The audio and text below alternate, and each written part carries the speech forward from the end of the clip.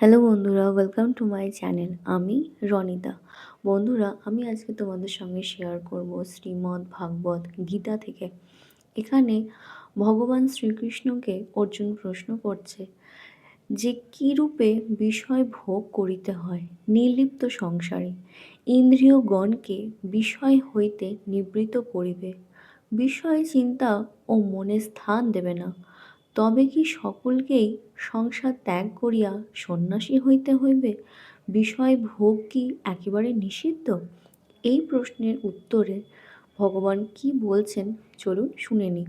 এইরূপ সংশয় নিরসনার্থই এই শ্লোকে স্পষ্ট বলা হইতেছে যে বিষয় ভোগ নিষিদ্ধ নহে, বিষয়ের উপভোগ করিয়াও চিত্তপ্রসাদ লাভ করা যায়, তাহার উপায় আছে। সে কি রূপে? প্রথমত মনকে বশীভূত করিতে হইবে। অনুকূল বিষয়ে অনুরাগ বা প্রতিকূল বিষয়ে বিদ্বেষ উভয়ই ত্যাগ করিতে হইবে। মন বশীভূত হইলে ইন্দ্রিয়গণও আজ্ঞাধীন হইবে, বলপূর্বক চিত্ত হরণ করিতে পারিবে না। ইন্দ্রিয়গণ যাহার বশীভূত, সেই স্থির বুদ্ধি ব্যক্তি আত্মবশ্য ইন্দ্রিয়গণ দ্বারা বিষয় ভোগ করিলেও তাহার চিত্ত বিষয়ে আকৃষ্ট হয় না। রাগ দেশ জনিত চিত্ত বিক্ষেপ তাহার জন্মে নহে, সুতরাং তিনি নির্মল চিত্তপ্রসাদ লাভ করেন।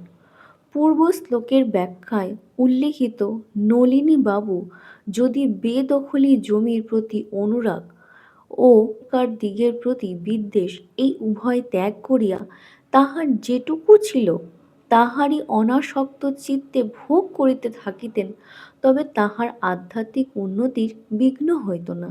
কিন্তু ভগবানের সম্পূর্ণ আসক্তি না জন্মিলে অনাসক্তভাবে বিষয় ভোগ করা যায় না। তাহার ওপর সম্পূর্ণ নির্ভর করিতে না পারিলে পরমহংসদেবের অমৃতোপম কথায় তাহাকে বকলমা দিতে না পারিলে বিষয় ভাবনা দূর হয় না, আসক্তিও একেবারে লোপ পায় না।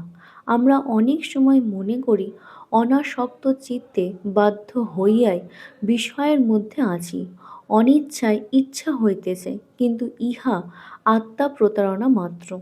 যাহার মন ঈশ্বরে লিপ্ত, ইন্দ্রিয় বিষয়ে লিপ্ত হইলেও তাহার দোষ হয় না, এইরূপ ব্যক্তিকেই নির্লিপ্ত সংসারী বলে।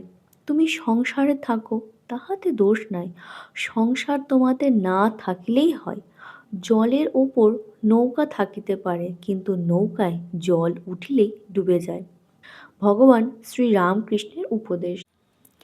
হে মহাবাহ, সেই হেতু যাহার ইন্দ্রিয় সর্বপ্রকারের বিষয় হইতে নিবৃত্ত হইয়াছে, তাহারাই প্রজ্ঞস্থির হইয়াছে। সাধারণ প্রাণীগণের পক্ষে যাহা নিশাস্বরূপ, তাহাতে সংযমী ব্যক্তি জাগ্রত থাকেন, যাহাতে অজ্ঞ প্রাণী সাধারণ জাগরিত থাকে।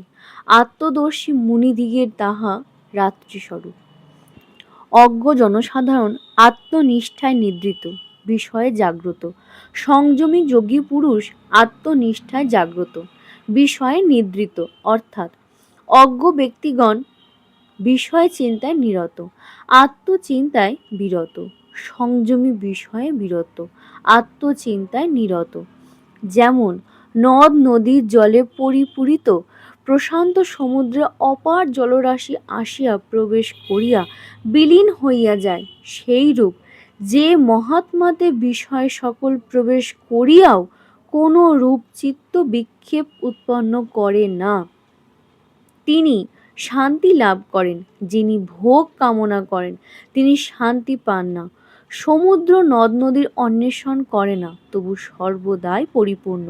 সেই স্বতঃস্ফূর্ণ সমুদ্রে অবিরত জলরাশি প্রবেশ করিতেছে, কিন্তু তাহাতে সমুদ্রের কোনো রূপ বিক্ষোভ উপস্থিত হয় না। সমুদ্র সর্বদাই স্থির প্রশান্ত। সেইরূপ চিত্ত যাহার ঈশ্বরে নিত্যযুক্ত, বিষয়সমূহ তাহার ইন্দ্রিয় গোচর হইলেও তাহাতে তাহার চিত্ত বিক্ষুব্ধ হয় না। তিনি সর্বাবস্থায় স্থির, ধীর, প্রশান্ত।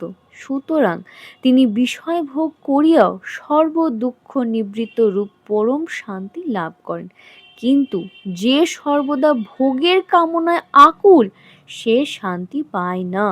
কেননা কামনার অপূরণে দুঃখ, পূরণেও তৃপ্তি নাই। ঈদৃশ্য ব্যক্তিকেই নির্লিপ্ত সংসারী কহে। রাজর্ষি জনক এইরূপ আত্মনিষ্ঠ নির্লিপ্ত সংসারী ছিলেন, তাই তিনি বলিতে পারিয়াছেন যে সমগ্র মিথিলা দগ্ধ হইলেও আমার কিছুই দগ্ধ হয় না। তিনি সংসারে আছেন, কিন্তু সংসার তাহাতে ছিল না। তিনি ভবিষ্যতে কি হইবে তাহার অনুসন্ধানে ব্যস্ত হন না। অতীতের চিন্তা করেন না, বর্তমান সময়টি হাসিতে হাসিতে যাপন করেন। ইহাই প্রকৃত চিত্তপ্রসাদ, প্রকৃত শান্তির লক্ষণ।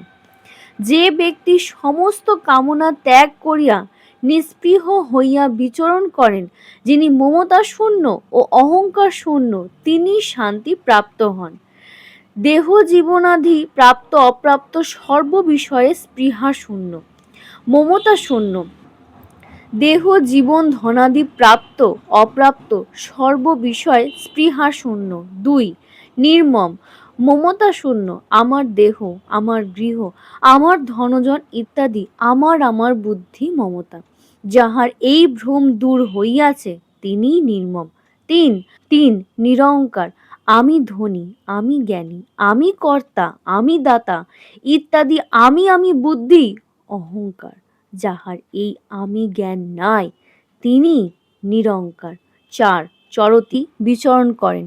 গৃহী হইলে বিষয়ে বিচরণ করেন, নির্লিপ্তভাবে বিষয় ভোগ করেন। গীতোক্ত কর্মযোগীর পক্ষে এই অর্থই গ্রহণীয়। সন্ন্যাসী হইলে যথেষ্ট পর্যটন করেন, এইরূপ অর্থ করিতে হয়। এই আমি আমার জ্ঞান কখন লোপ পায়, সর্বকামনার কখন ত্যাগ হয়, দেহ জীবনাদিতেও স্পৃহা কখন দূর হয়, যখন যোগী আত্মাতেই আপনি সন্তুষ্ট থাকেন, তখন আত্মাতেই নিষ্ঠা, আত্মাতেই তাহার স্থিতি, তখনই এই অবস্থা হয়। সুতরাং ইহাই ব্রহ্মনিষ্ঠা। আজকের ভিডিওটা এই পর্যন্তই। তোমাদের আজকের ভিডিওটা কেমন লাগলো আমাকে অবশ্যই জানাবে। আর যদি তোমাদের আমার ভিডিও ভালো লেগে থাকে তাহলে অবশ্যই আমার চ্যানেল সাবস্ক্রাইব করবে, লাইক, শেয়ার আর কমেন্ট করতে ভুলবে না। আজকে এই পর্যন্তই, দেখা হচ্ছে নেক্সট ভিডিওতে।